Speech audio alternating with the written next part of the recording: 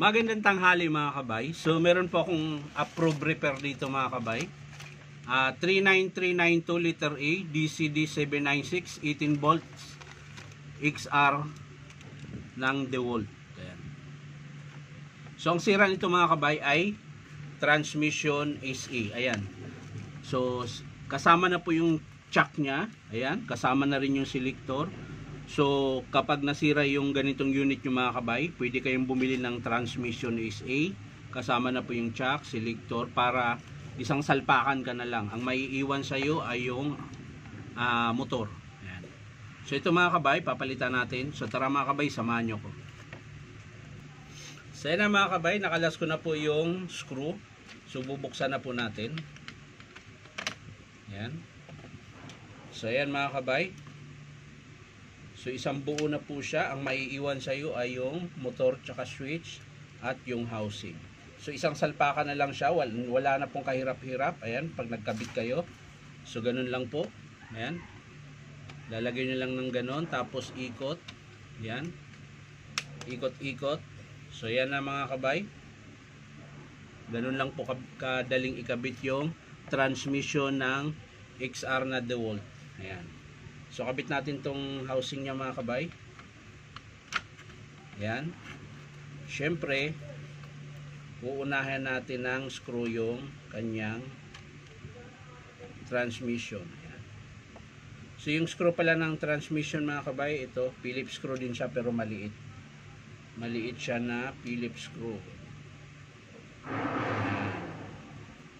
So unahan natin ng lagay dito ng screw para hindi po siya makalas.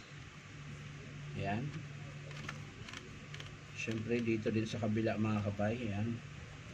Unahan mo nang lagay ito.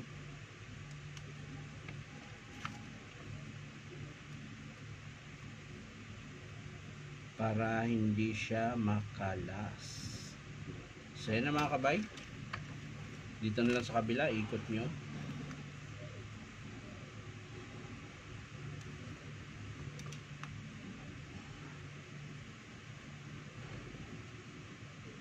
Yan. At syempre yung kanyang screw mga kabay dito sa housing. Yan. So kakabit na rin natin dito. So sa mga gusto magpa-repair mga kabay, punta lang po kayo dito sa Powerman Hardware, 530 T. Alonso, Santa Cruz, Manila. Yan. Hanapin nyo lang po yung DeWalt na signboard. Napagitnaan po kami ng Spileta tsaka Ungpin. So ayan na mga kabay, sasara na natin. Ayan. So babaan lang natin para hindi masira yung housing.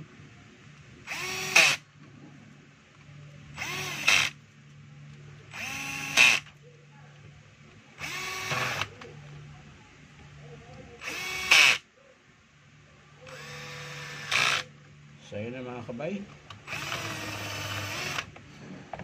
Naikabit na po natin. Ayan. So testing na lang natin mga kabay. Ito na po yung kinabitan natin ng transmission.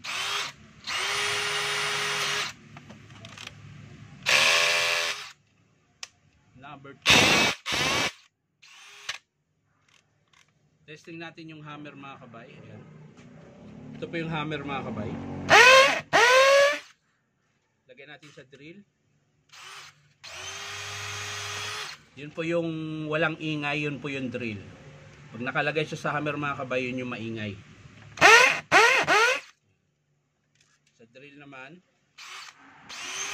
so tahimik lang siya. So yung 13 mga kabay, hanggang 14, 15, ayan, hanggang 1, yun po yung pag nag-i-screw kayo, doon po kayo maglalagay. Kung number 5, number 7, number 9, ganyan. Pero kung magdi-drill kayo mga kabay, kailangan nakatapat sa drill yung arrow.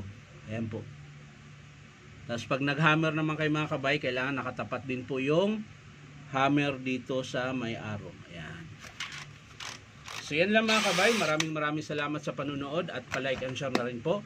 So ulitin ko mga kabay, pinalitan lang natin ng transmission SA yung brushless natin na cordless ng DeWalt. Ayan. Model pala nito mga kabay, DCD796. So yan lang mga kabay. Maraming salamat sa panonood at palike and share na rin po. Bye-bye.